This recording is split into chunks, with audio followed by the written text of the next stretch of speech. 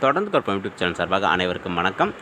பட்டதாரி ஆசிரியர்கள் அரசு பள்ளிகளில் நேரடி நியமனம் செய்யும்போது பின்பற்றப்பட வேண்டிய நடவடிக்கைகள் என்னென்ன அப்படின்றது குறித்து தான் இந்த அரசாணையில் பார்க்க போகிறோம். இந்த அரசாணை வந்த தேதி பார்த்திங்க அப்படின்னா 24/1/2024. அரசாணை எண் பார்த்திங்க அப்படின்னா 26.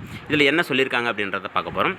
பள்ளிக்கல்வி இயக்கத்தின் கீழ் செயல்படும் அரசு பள்ளிகளில் உள்ள அனைத்து பட்டதாரி ஆசிரியர் காலி பணியிடங்களில் ஆசிரியர் தேர்வு வாரியத்தின் மூலம் தெரிவு செய்யப்படும் பணி நாடுனர்களிலிருந்து நேரடி நியமனம் செய்யும் போது பின்பற்றப்பட வேண்டிய கால அட்டவணை ஆணை வெளியிடப்படுகிறதுன்றதை கொடுத்துருக்காங்க.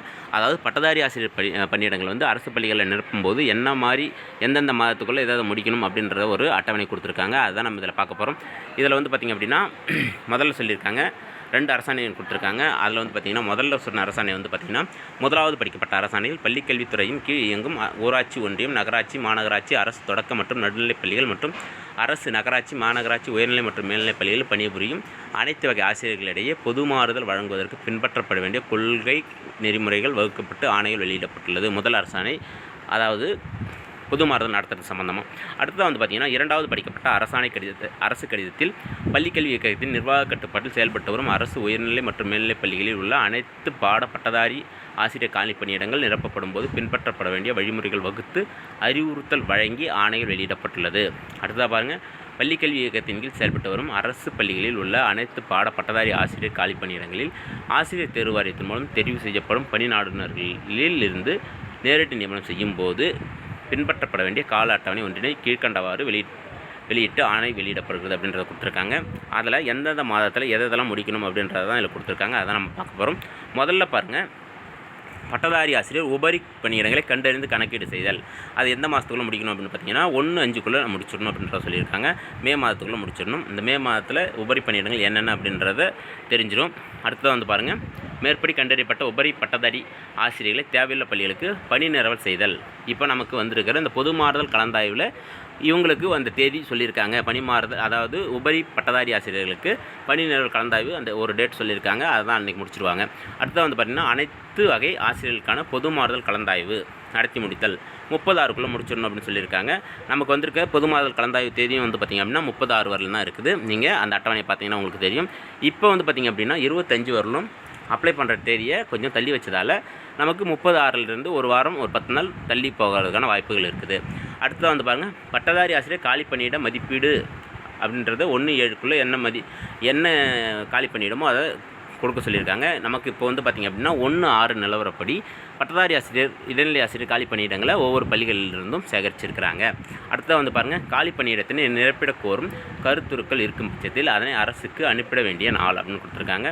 இது வந்து பார்த்திங்க அப்படின்னா நமக்கு கூடுதலாக பணியிடம் தேவைப்படுது அப்படின்னா, அதாவது காலி பணியிடங்களை நிரப்பிட கோரும் கருத்தில் நமக்கு இப்போ காலி பணியிடத்தை நிரப்பணும் அப்படின்னு சொல்லிட்டு அது வந்து அரசாங்கம் செய்ய வேண்டிய வேலை.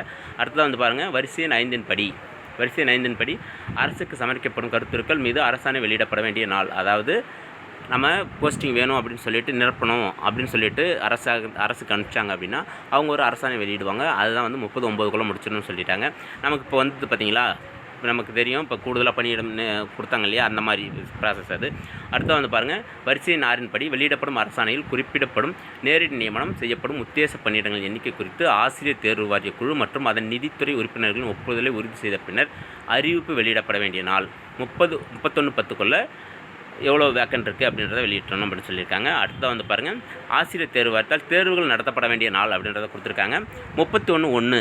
இது நம்ம ஏற்கனவே வந்து பார்த்திங்க அப்படின்னா UGTRB எழுதும்போது முதல் தேதி வந்து ஜனவரி மாதத்தில் தான் இருந்தது, நமக்கு தெரியும். அதன் பிறகு தான் வந்து பார்த்திங்கன்னா மழை காரணமாக வந்து தள்ளி வச்சுட்டாங்க. பிப்ரவரி மாதம் தள்ளி போச்சு. அதுக்கு அடுத்ததாக பாருங்கள், வரிசை 7 படி நடத்தப்படும் தேர்வு முடிவுகள் வெளியிடப்பட வேண்டிய நாள் 30 நாளுக்குள்ளே சொல்லியிருக்காங்க. நமக்கு தேர்வும் வந்து ஒரு மாதம் தள்ளி போனதால் ரிசல்ட்டும் வந்து பார்த்திங்கன்னா ஒரு மாதம் தள்ளி தான் வந்து வெளியாகிருக்கு.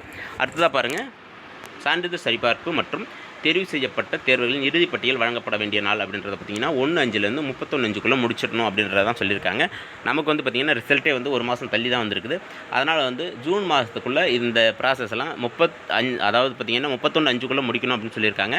நமக்கு வந்து பார்த்திங்க அப்படின்னா இந்த 30/6க்குள்ளே பெரும்பாலும் முடிச்சிடுவாங்க.